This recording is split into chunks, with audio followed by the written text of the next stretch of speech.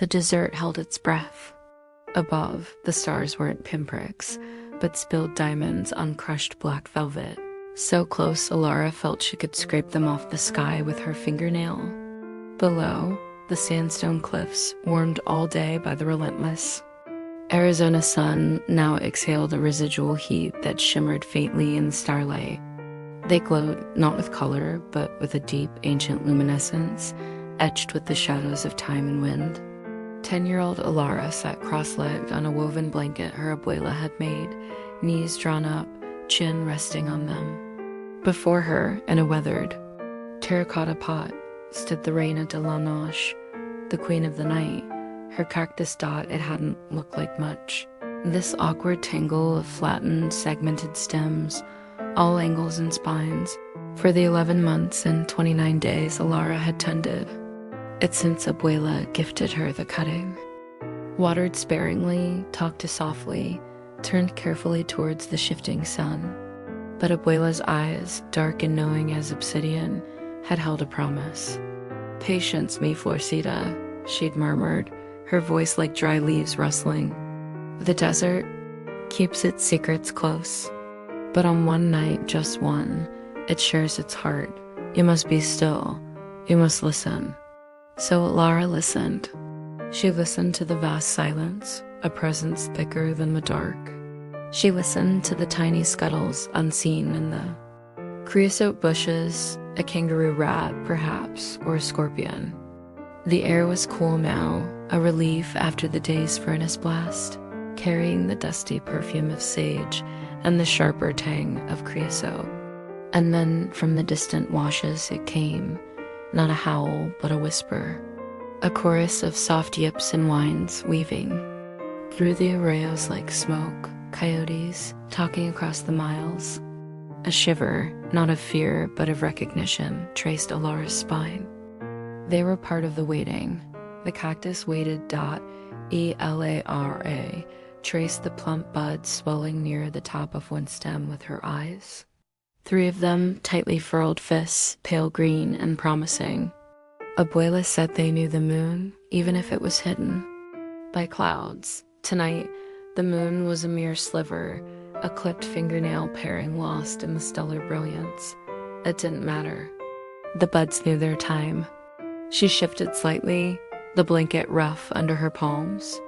A sandstone behind her seemed to radiate a memory of warmth, a silent companion. The starlight caught the facets of quartz embedded in the rock, making them wink like fallen stars. A bat flickered overhead, a silent shadow chasing moths drawn to the impossible brightness above. The coyote whispers rose again. Closer this time, a complex language of belonging and distance carried on the cool night air. Elara imagined them, lean and gray, pausing on a ridge, noses testing the breeze, yellow eyes reflecting the cosmos. They were waiting too, she thought. Waiting for movement, for opportunity, for the pulse of the night.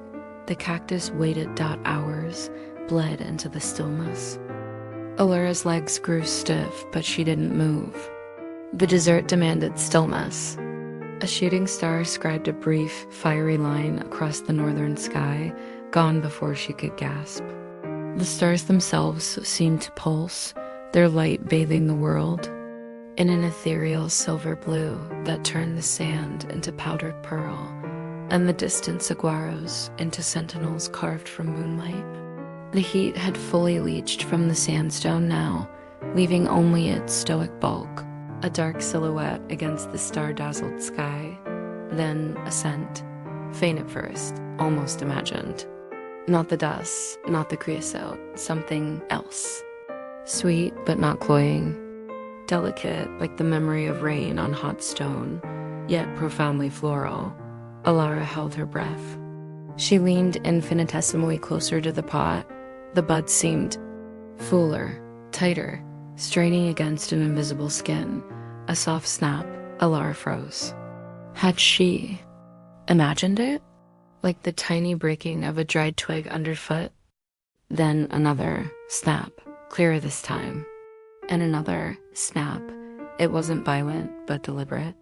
A sound of release. She watched, eyes wide, unblinking. One of the tight green fists was stirring.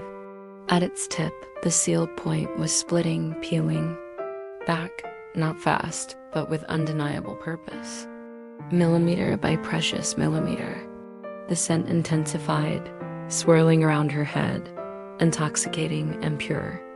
It smelled like moonlight given form, like the desert's hidden soul exhaling. The cactus bloomed up petals, impossibly white, began to unfurl.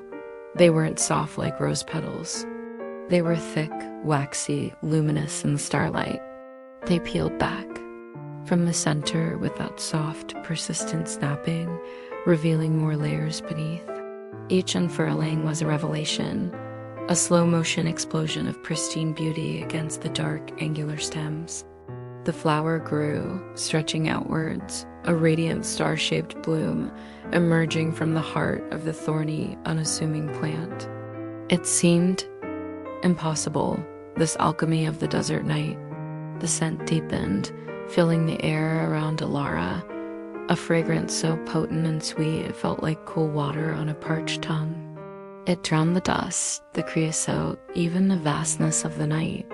It was the scent of pure, ephemeral magic. The other buds began their own performance. Snap, snap. More petals, like tongues of frozen silk, peeling back. The cactus was transformed. Where there was awkwardness, now there was grace. Where there was silence, now there was this silent, fragrant song. The white blooms glowed, capturing the starlight and holding it, becoming miniature moons themselves. Elara felt tears prickle, hot against the cool night air.